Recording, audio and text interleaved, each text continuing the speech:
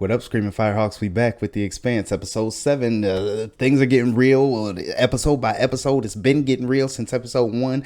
You guys warned me that it keeps getting better and better, and your words have been true so far. So let's get right into this because we got a lot to get into, and I'm sure we're going to get even more in this episode. Now, I've seen some of you guys' comments. I haven't gotten to all of them yet, but right off the bat, first thing that rings true is the cyborg. I jumped to cyborg instantly. You guys' comments help so much because you help bring me back to reality. I got to remember that this show is based in reality, so I got to stay grounded. I initially thought it might have been a cyborg. Now, I saw one of your comments. I didn't read the full thing because I wasn't sure if you were going to get into spoilers, but you mentioned eye camera.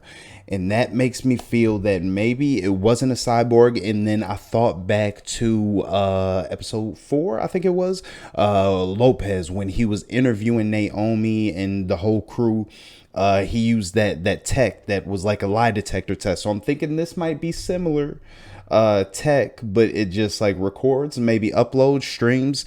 So maybe that guy is human and not cyborg. And I think I kind of jumped to that conclusion too with Mateo. That was the uncle's name, I believe, when he took off his helmet and he was able to breathe like completely fine. But again, another comment mentioned that that kind of demonstrated that they can still breathe when there's a vacuum from outer space. So, and that goes back to another scene that they've already demonstrated to us when Shed lost his head. And it was brief, but before they closed up the hole, they were still able to breathe, even though it was still a struggle. So, yeah, that answers that. We got Fred Johnson. I don't know what to think either. He might be my favorite character right now because of the depth of his character. He's incredibly smart. I don't know if it's because of his experience working with all these different factions, the OPA, the UN, or if that's just his personality. Like when his first interaction with Holden, he called out the fact that that he was bluffing like instantly right off the bat. He's got all these negotiation tactics. He's got relationships with a bunch of different factions and all these people, the Mormons. He just knows how to deal with people. So I enjoy seeing him on screen. I knew I was going to enjoy him the first time I saw him. So I'm glad that I'm enjoying his character so much. One of you let me know that Miller, he does actually love Julie, which was weird to me because he hasn't met her yet. But it kind of explained that he's not in love with Julie per se. He's in love with the idea or the persona of Julie because she's become a belter and fought for their causes, and he's in love with that idea of her. So it's something else that makes me nervous, a little anxious. Are we gonna get to the point where Miller actually meets Julie? Is he going to die beforehand? Is Julie even alive? And speaking on Julie, we've got Fred Johnson. He mentioned that Lionel Polanski was a code name. So I don't think we've confirmed it yet, but I'm assuming that's a code name for Julie. We might find out in this episode, but then again, I don't know when we're going to get conclusion. I don't know if we'll get conclusion in this first season because it seems like we got a lot to answer and get into.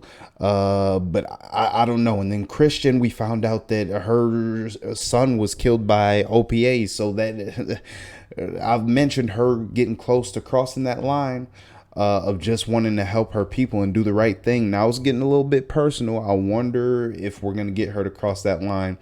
We got Dawes doing his thing, getting a little dirty.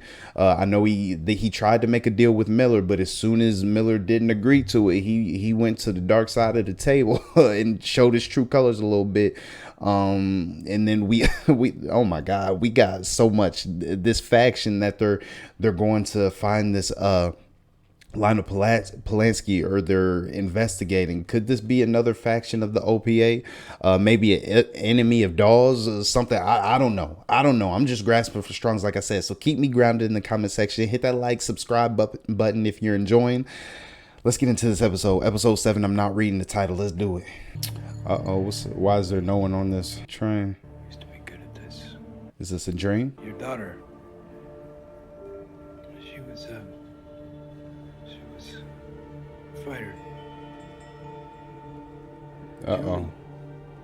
Is he dreaming of a scenario where he doesn't save her? I'm sorry to say, sir. That brass sends me cases like Julie's when they don't want him solved. When I need to bring her home. Okay. So not a dream. He's just kind of preparing himself for not being able to save Julie, and he just recorded that message to send to her father. Take me to the docks. Uh-oh. He's losing it a little bit. I don't know. I'm scared for Miller a little bit. Are we gonna see Havlet come back in this episode? So Mars went ballistic when a belter attacked the Scipio Africanus. So now they're patrolling every shipping lane between here and Eros. That's talking about Mateo. Damn, this goes back to you guys saying no wasted scenes. That whole thing with Mateo and Diogo, I think his name was, is causing more heat for them. What did you do? This was an MCRN warship. Its systems Stealth? normally recognize other Martian Navy as friendlies. We'll know if they're coming for us now. How did someone as smart as you end up on the Canterbury? Good question. I felled upwards to the level of my incompetence. Same as the rest of us. No, Naomi, reveal these damn secrets you keeping. Hey, y'all. Why are we broadcasting? What are you talking about? No one's broadcasting anything. Yeah. Uh-oh. He's right. It's a radio transmission coming from between the hulls. Oh, the spy. Wait, is the spy on here, or is he still on Tycho Station? Unless he hopped on board, or possibly just left some type of device to listen in. Uh-oh. Yep, that's his ass. Get him. What did he just pull?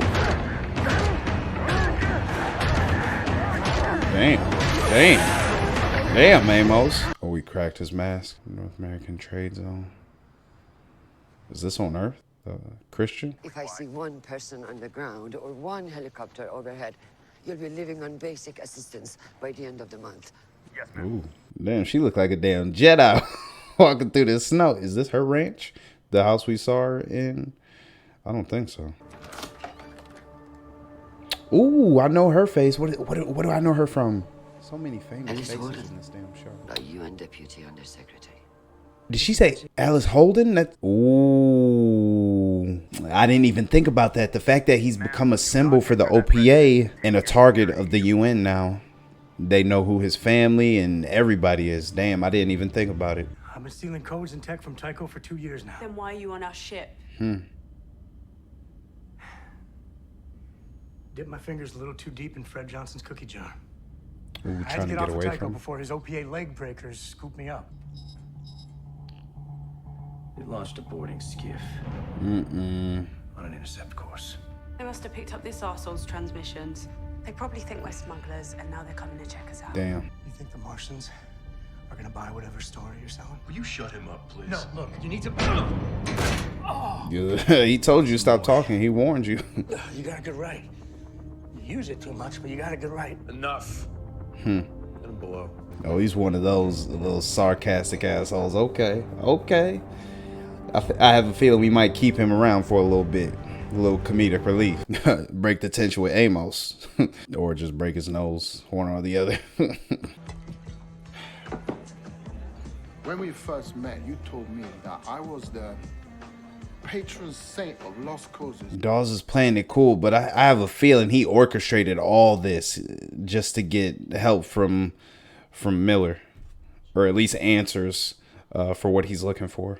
Usually when a man is about to lose everything, he realizes what mattered to him most. He sees it clearly for the first time.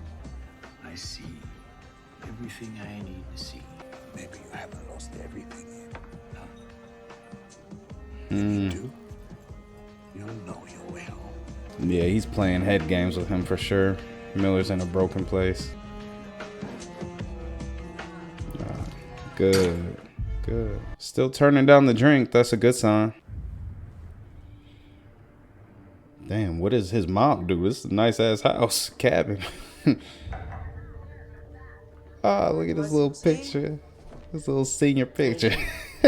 She's a great actress too. This is gonna be a great dialogue scene. Jimmy liked to think of himself as a knight.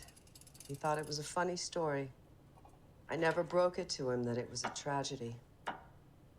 Can we stop with the bullshit now? Hopefully that's not foreshadowing. Should we sit down? I don't think you're going to be staying that long. She You're cooking not dinner. just here to tell me my son is dead. You could have done that with a letter. You're here because you think he had something to do with it. I wonder how often they keep contact. How about this one? James Holden was conceived by a cult of political extremists as a trick for 8 people to claim generational land rights. Kicked out of the Navy, he fell in with a radical fringe group in the belt because it reminded him of home. I can make shit up too.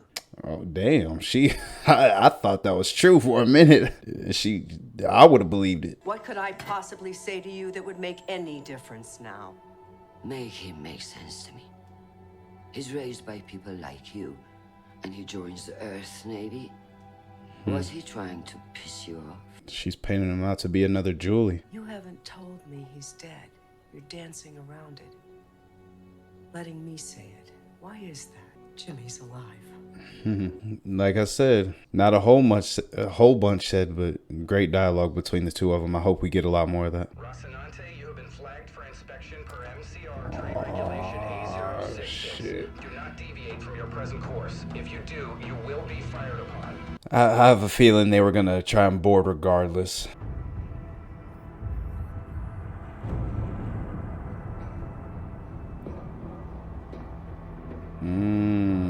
Can he decode that with his eye? Is that, or does it just record and all that? Oh, he can hack it probably. I guess he. Oh yeah, it gives him the ability to at least know what he's doing. I guess that's probably what he was doing when he ran in with Naomi that first scene. He was doing something, I don't know.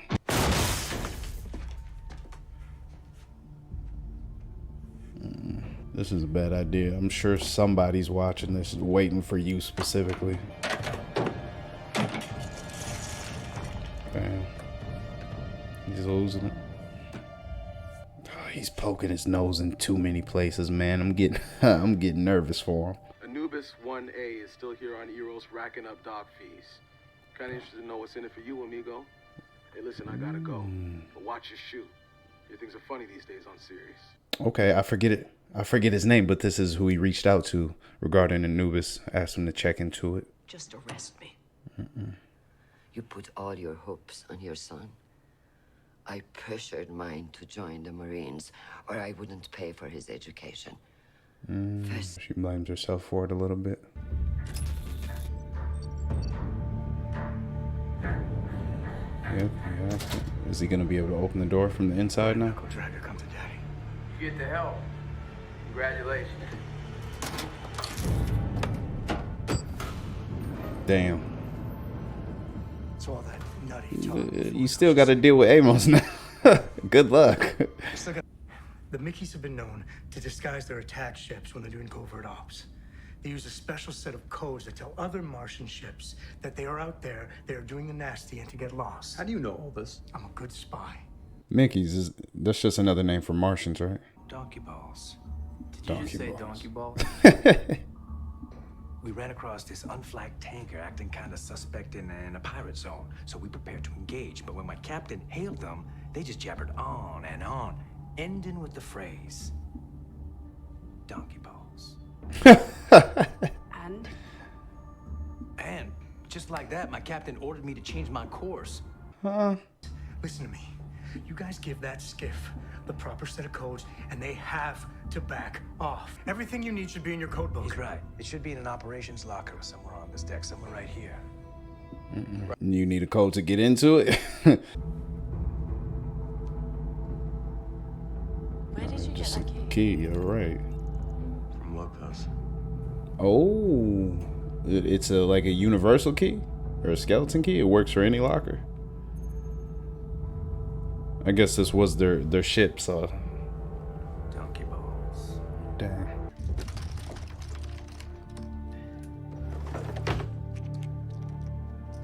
There's a whole lot of holes in that sock.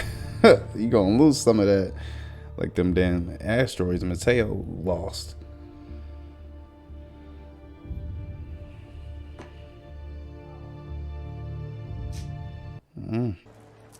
Cash me out, pal. It's a lot of winnings. For a lifetime of losing. You want to throw that in too? Hell no, he ain't. That's the most valuable thing he's got. Miller? Uh-oh. That's how you say goodbye? The creepy message? If this thing is as big as you think it is, you're gonna need someone to watch your back. Did you quit the force?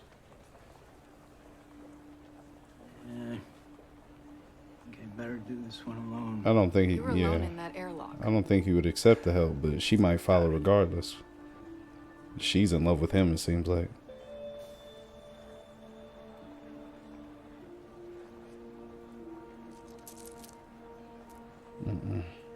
She gets the hint now. The day before his 18th birthday, I took him out to mend a fence. And I told him to get as far away from this place as he could. And that if he didn't go, then I would. Because I couldn't stand to watch what we were doing to him anymore. You were right to open the cage. I can't tell exactly what Christian's angle is. Is she just trying to see if he's capable of working with someone like who she assumes Fred Johnson is? Or is she just trying to get answers for something else? Just keep at it. It's not gonna help either. You kill the power of the magnetic seal, the backup in that locker is gonna kick in and keep it shut. That's why I'm gonna kill the power source first, so the backup doesn't trigger. It's a good idea, but there's not enough time. You underestimate my ability to break things. I'm sure he could help you, to be honest. I'm gonna go prep for plan B. What's plan B? To get down to that airlock and make sure nobody boards us. And I am not spending the rest of my days in a Martian gulag. It sounds like he's spent a lot of time in one before. Wonder if we'll get backstory on that. What the hell are you babbling about? I'm talking about that clown upstairs that as soon as you cut loose will sell us to the highest bidder. I'm talking about the Mickeys coming through that airlock to take us down. You logged the distress call, Holden. Welcome to the churn. Naomi was right to be afraid of you. Damn. I mean, if he survived in Baltimore, I trust his ability to survive here. Roger that.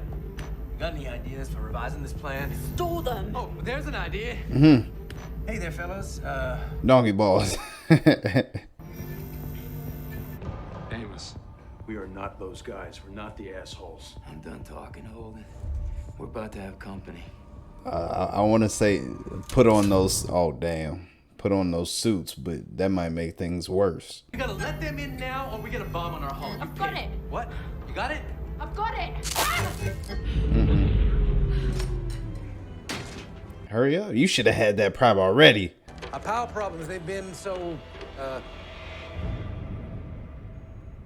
Ubiquitous, mendacious. What was the last one? ubiquitous and mendacious and polyglottal. Like a couple of donkey balls. He really said it. I didn't think he's gonna just throw it out there. It's gotta work, right? Received and understood, Rocinante. You get those comms checked out and you hit port. Nice. Woohoo! Son of a bitch! Believe that? I'll laugh if they were still transmitting and tried to reboard.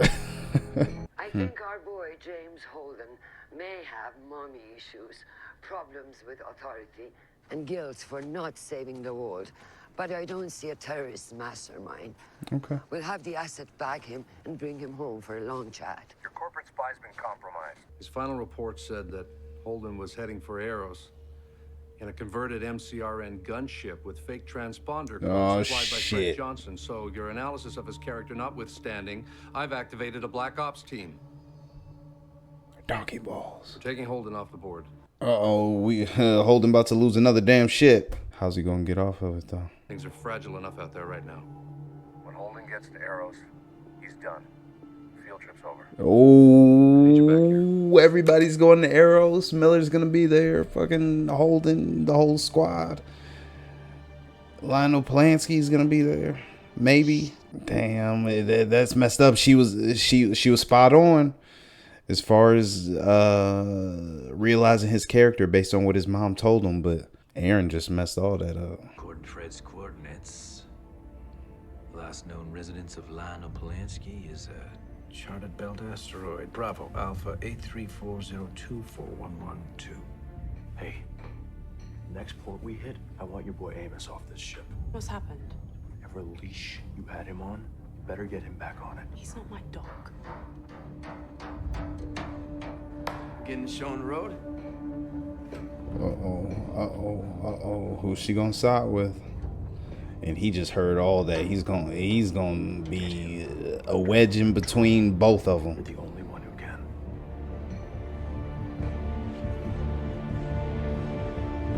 And it seems like she's considering it. Why is she so scared of Amos? I guess she just knows what he's capable of. But Are you anything like that animal? You got topside. Amos, you call him. animal, damn. Good. I don't care. He's planting seeds. I am not an animal either. See, he's really observant too. I feel like he's playing the fool, but he realizes who the weak link is, as far as who the nice guy is, and he's trying to take advantage of that. It seems like. We will be cruising at a comfortable 1/3 G, so feel free to move about the compartments until midpoint flip and burn. Next stop, Eros Station. Damn.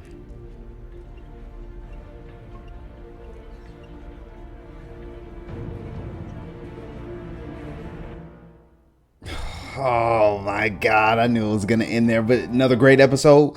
We're going to watch the credits and come back for the post-episode discussion. See you in a sec. Okay, so another great episode. I know it's not just me, because based on every single time I interact with you guys in the comment sections, letting me know how great or how much you love this show, the fact that I don't know too many shows that can hold your attention strictly off dialogue. Game of Thrones, this, and Breaking Bad are the only ones that I've seen. If you have any more, list them down in the comment section. But again, strictly dialogue. I loved every bit of it. 8. You know my rating already. I told you, we not bumping scores down. We just going up. The rating scale is up to damn 25 right now. So I know it's going to keep getting better, but we going to continue on this train now. Getting into the episode, well, let's start off with a little bit of that dialogue. So we had Chrisjen. Her interaction with I'm looking at the scene. I thought she said Alice at first, Alice Holden, but it's Elise. So got it. Okay, so I'm pretty sure this is the first time they've interacted with each other, based on some of the conversation they had. I don't think they've met in the past. They just learned some new information about each other, so I don't think they've come across each other before. But the just in their brief interaction, I feel like this whole sequence gave a little bit into the character of Chrisjen, to be honest. We learned more about her than we did Elise, in my opinion. I feel like she relates with Elise a little bit based on the situation, and I feel like she's kind of trying to do right by what she did wrong with her own son, if that makes sense. Kind of living through her. She said that she sent her son off to the military, ended up dying. Elise kind of did the same thing, and she thinks her son may be dead, even though she revealed that he is alive. The situations are somewhat similar, and I question her angle, her motives, but it does seem like she was trying to get a feel for who James is. And she got that answer and tried to save him with Aaron, right? Even though he already sent out the Black Ops team. So that's got me worried. I don't know exactly. I don't think that damn Donkey Balls code is going to work again. But yeah, let's go through this timeline real quick. And real quick, we'll get through this or to this at some point in the discussion. But so we had this last scene right before they ended off with Miller. With what's his name Kenzo, the not the cyborg but the spy. So he was looking at Holden through his eye, and he deliberately blinked like he was about to, I don't know, grab information or record, or he was trying to do something, but it was giving no signal. So I wonder if there's a point where he can kind of record Holden, and like maybe take a still shot, and because if say he got a still shot of Holden closing the door on him and holding the gun in his hand and looking all crazy, that could easily be like a blackmail type photo where he says, he's holding me prisoner, this is not a good guy, and he could get what he wants from Holden, or just paint him as a bad guy overall. So I don't know what could happen with that, but just a thought through my head, even though the eye wasn't giving signals. So let's go through it. Initial scene. We had Jim, he's recording the message. And by the way, he ended up pawning that cell phone he recorded the message on. So I don't think he sent that to anybody already. I think that was just for his own record. It wasn't a dream. He was just recording that in conjunction or before, or just kind of to prepare himself for not being able to save Julie, whether she's dead or whether he's, I don't know what the case may be. He's just preparing for that moment that he's not going to save her, which is kind of becoming more and more realistic to me, whether Julie's just gone or he can't find her. I don't think he's going to run into her at Eros to clear that up. To be honest, I think she'll be already moved on to some new place if she is still alive. So yeah, there's that. He's recording on the phone. I don't know what's going to come of that message. Since he pawned it, somebody else, and it didn't look like wait, at the end of the episode, did he have his phone or the device? I'm scrolling through right now. No, he just had Julie's necklace. That's the only thing he kept. So if he pawned it, he didn't erase anything on it. Maybe it's encrypted. Maybe you know what? It is a pawn shop. So maybe he left his hat in his apartment too. So maybe at some point we won't lose him on Eros, but he is planning to come back to Ceres and get that stuff back. So but at the same time, I'm pretty sure that stuff can be sold off or bought by somebody else in the meantime. So if somebody else, say a Dawes, gets that message and releases it to the public or whatever the case may be, I don't know how that's gonna unfold or pan out, but we'll see. What else did we have here? This was a pretty good episode for Alex, even though he didn't do much. I think we touched on last episode how he didn't exactly cut it as a pilot of the warships, and he's having a fun time flying the Rocinante. That came across here, so I enjoy getting more of him. Naomi, more of her damn secrets. I don't know what's going on. She's siding with Holden now with Amos. And Kenzo plays into this a little bit too. Amos, I don't know what to think. I keep going back and forth. Hothead is what they're painting him as in the show, but at the same time, he has a bit of level-headedness to him. He gets a little bit emotional, but I feel like that comes from his upbringing and what he's been through. He said he lived in Baltimore or worked in Baltimore for a time. I wonder if we'll hear from that boss or see from that boss at any point, or if maybe he's dead. He mentioned the churn when the rules of the game change. So in that aspect, that makes me understand him a little bit more. Even though it comes across as dangerous, Kenzo's painting him that way. Holden, we saw turn on him a little bit at the end of this episode.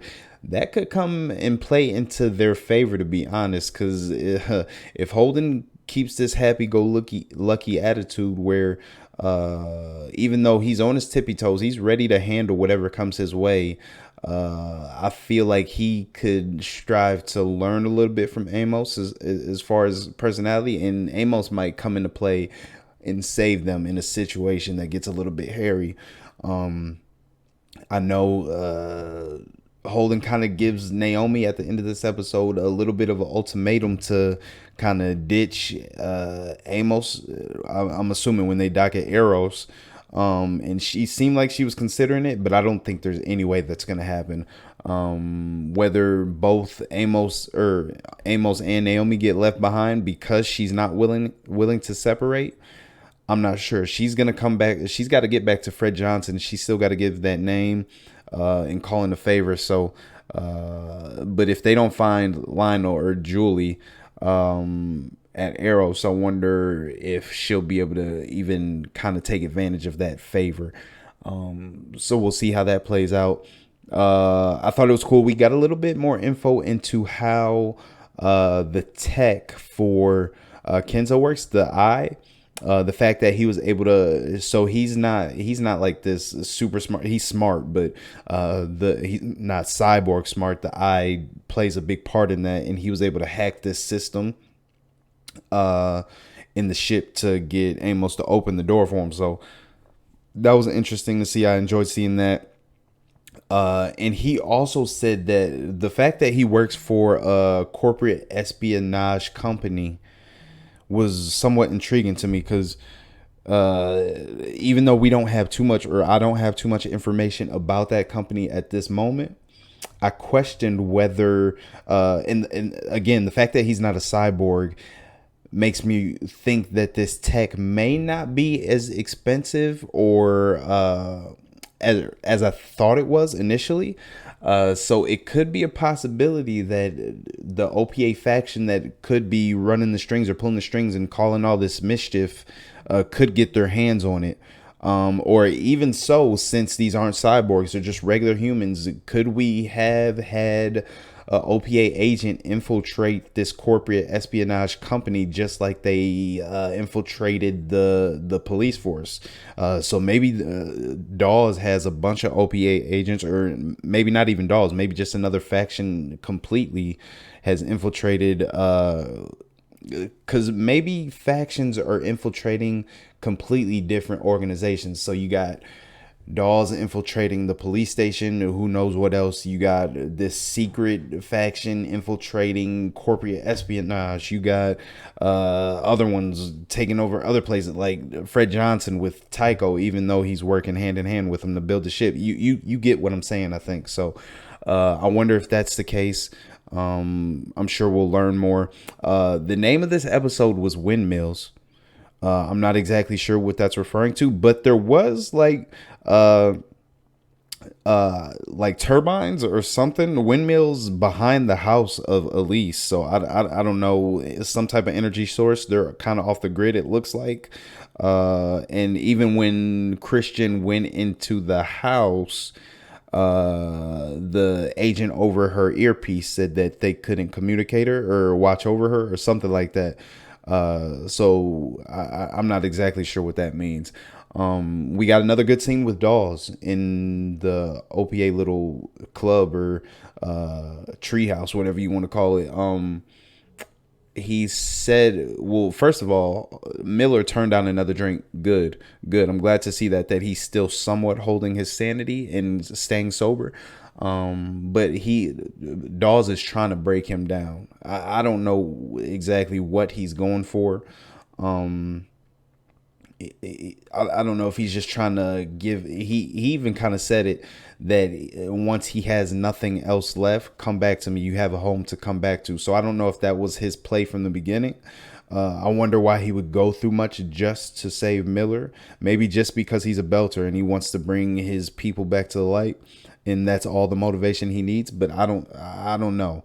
Going to Eros, I don't feel like it's gonna end up well, for in Miller's case at least. So he could come back to series a little bit even more broken. I don't know what it's gonna take to break him completely. Maybe something happens to Octavia, even though he's kind of separated himself from her because he has this love for Julie now. I don't know how much of an impact that would have. Him leaving her maybe would have a big impact. I don't know. I really don't know. But we had the fact that Amos is so intriguing to me. I know I said Fred Johnson was my favorite. We didn't even get any of Fred Johnson in this episode, and none of that data chip too. So episode 8 might be a little bit of a doozy, like the rest of these. But Amos's character, not knowing exactly where I know he's gonna be supportive of Naomi regardless, no matter what she does. But him sitting on or teetering on the edge of kind of level-headedness and hothead is interesting to me, and it makes me a little bit nervous of what we're gonna run into once we hit series. We got the Black Ops team about to show up. he might do something crazy if they show up. If I don't know if Chrisjen will be able to call off the dogs in some way before they all meet up. But we got a lot of people going. What's gonna happen?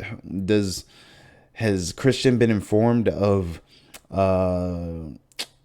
Miller being fired? Will she realize that he's here on Eros, not negotiating, but investigating when he shouldn't be? And she also mentioned that the spy was hers now. So her and Carlos did make a deal. We'll see where that ends up. Anubis, I'm excited to meet this new character, the one that he reached out to for information on Anubis and directed him or told him that the ship was there. So I'm excited to get more of that. Exactly, the wedge, Kenzo. I question everybody's motives at this point, to be honest. Nobody's bad, like we've kind of discussed already. But he seems pretty mischievous, to say the least. He is a spy, so that makes sense.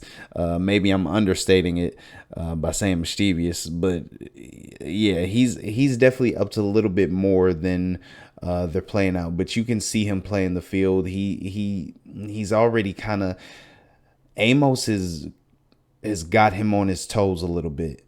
And I don't think he's in the wrong by sneaking on the ship and being secretive, even though that's his job. So I don't fault Amos for questioning him.